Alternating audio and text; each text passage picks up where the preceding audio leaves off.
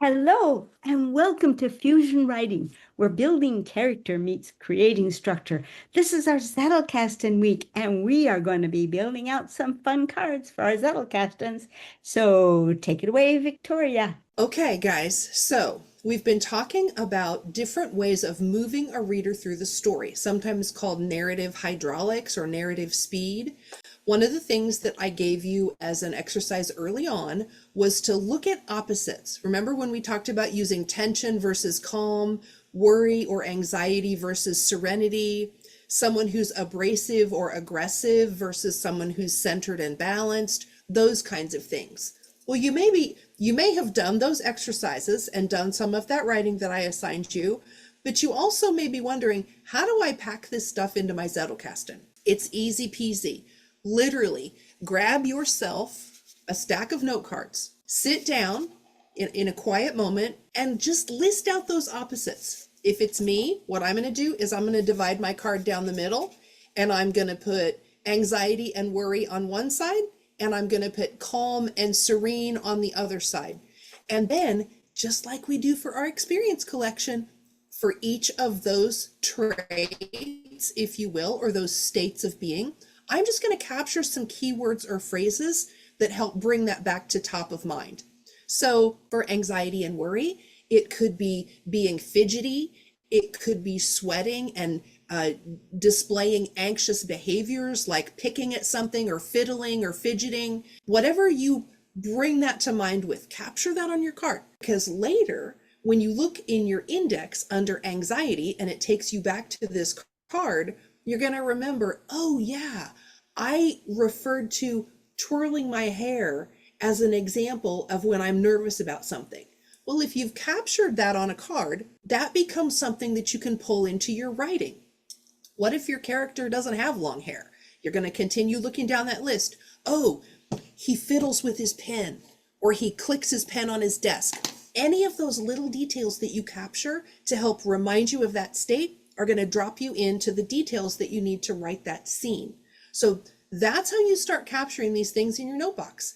Simply drop those ideas onto cards, and as you come up or discover or observe things that capture those states, just jot them down on the card. It's not rocket science. You're just capturing them to be used later. And then remember, give those keywords, record those keywords in your index so that when you go look up worry or calm or pain or fear, it takes you right back to those cards and you can look over that list to choose the details that you need to write your scene. The second tip I'm going to give you is specifically in regards to story divisions. Remember last week when I told you to experiment with short narrative distance versus long narrative distance by maybe having something that happens and it divides your story. And up here, we're very close to the character. We're in the character's head and she's worried about something and she's showing those signs of anxiety. And then on this row, we're further out. Maybe two characters are talking about how she's behaving. So we're getting that information from other characters, which takes us further away. Well, you can play with that in your Zettelkasten too. Take two cards, make one card short narrative distance. How do you show your reader what exactly is going on in that character's mind? Jot those details down. On the other one, you guessed it, long narrative distance. How do I show my reader from a distance what's happening with this character without giving them too much of that close-up personal information? Play with those ideas on your note cards, and then that's how you file them. One gets filed under short narrative distance, and one gets filed under long narrative distance. That way later on, when you're crafting your story and you think to yourself, I do recall Fusion Writing said something about pulling in close focus on a character. You can go back to narrative distance and re-examine those notes to find your way. So those are your two tips for your Zettelkasten week. Play with those traits and states of being, and play with those ways of describing close or long distance focus. Get those things on your note cards and then keyword them in your index so that you can find your way back. Most importantly, you want to keep building out those sections. Sometimes we call this a branch, or it can be a pool if you're just collecting items that are same together. But think of ways as you're building your experience collection, as you're making observations, as you're drafting out those wacky rough drafts where you're just doodling on the page, Capture those ideas and add them to those collections, because ultimately you want to build a resource so that when you need to write anxiety or you need to write extreme fear, you can go back to these keywords, find those notes, and guide yourself through the details that help you write a reliable and a believable scene so that you capture that reader. I'm going to leave you there for today. Next week, when we dig into writing, we'll take the next step and talk about how to incorporate these things specifically into what you're writing. Kathleen? Oh, thank you, Victoria. That's really spectacular. I've got to get going on those cards. Well, we're going to be building out experience collection of kindness. Now, we've probably all had the opportunity to experience kindness on both sides, either someone giving us kindness unexpectedly, maybe, or where we've had a chance to extend kindness to others. That's the simplest and the most direct kind. We want to make sure that we capture experiences like that. Then another type of experience that we want to capture is when we've had to struggle with kindness. We've looked at somebody and we could help, but we don't know if we should help. Are we intruding? Do we know that person well enough to, because kindness is kind of personal, where you've had that little struggle. What did it feel like to have that struggle for kindness? Capture that as an experience. Heaven forbid if you've seen someone acting unkindly. We don't like unkindness, but it is the flip side of kindness. And sometimes we do witness that behavior, and we probably gasp when we see somebody being unkind to another person, and we go, oh my gosh, because we're shocked by that. And so capture that. Not that we want to have it happen all the time in our stories, but we could also include it as something someone is afraid of. And then they find out, oh, no, he was just helping. So we want to capture these different looks of kindness. The other kind of thing that we want to look at is, when have you ever seen kindness in that rare and hard to identify pinnacle spot? Remember, that's the spot where the person just isn't thinking of anything going on with kindness.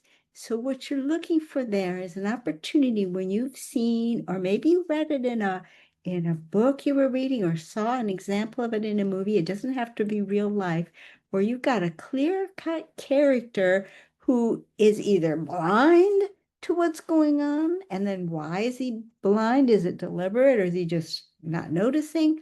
Or is this the person who's just so into himself that it just never even occurs to him to even think about other people to become kind to them? Then we've got a character who has kindness in the wing position. Now, for this, you might have to look in a book, because you have to know a little bit about motivation for the example I'm going to give you of this one. This is a case where someone uses kindness. It might be used as a decoy. It might be used to ingratiate themselves in with someone that they think can do a favor, give them some kind of a favor in return. So you're out there trying to angle with kindness. So that's another example of capturing it, because you see something and, oh, it looks so kind, but you know, either because it was something you read in a book and the author kind of clued you in, or because you know this person and you know how they talk about that other person when they're not around, and you know that, oh, that's kindness in the wing. You probably want to go ahead and capture that if you possibly can. Then we have the fun ones to capture, those marvelous people that we're lucky enough to have in our lives with kindness in the anchor position. Just ready to be kind at all times, ready to think the best of everyone. You know, oops, oh my gosh, I'm 10 minutes late for my appointment. And they're, oh, don't worry about it. Oh, I understand. They're just the people that you can always just count on to think the best of you, even when you're afraid maybe you weren't on your best behavior. These are people with kindness in the anchor position. We want to capture those also. And if we're really, really lucky to have someone with kindness in the base position in our lives, or maybe a hero that we've read about in a book or a figure from real life or from fiction who just operates out of kindness.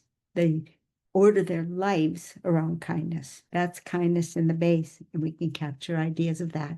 So then when we're done that way, in that way, we have all of the character positions of kindness captured in our Zettelkasten.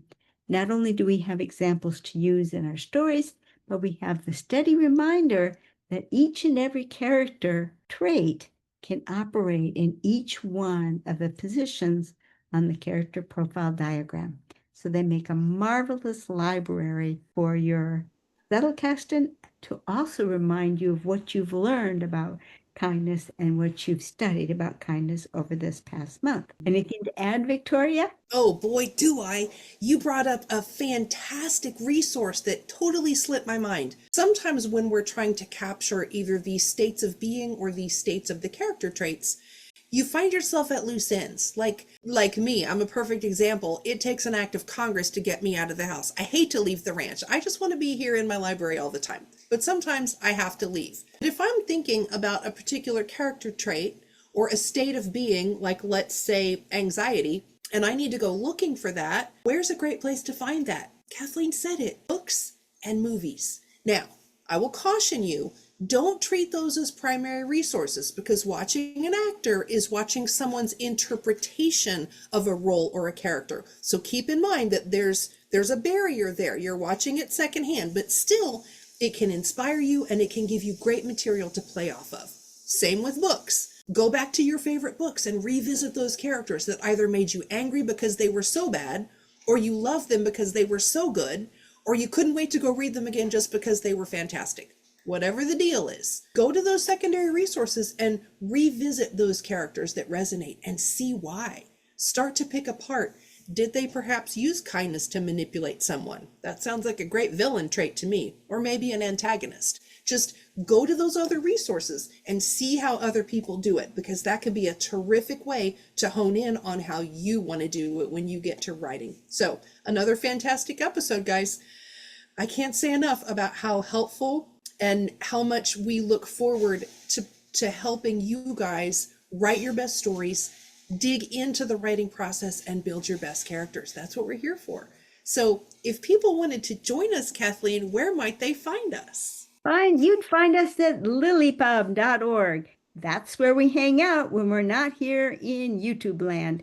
LiLLiPub.org has some wonderful spaces. We have some places for readers to get together. We have our space called the library, where you can find fun posts from people.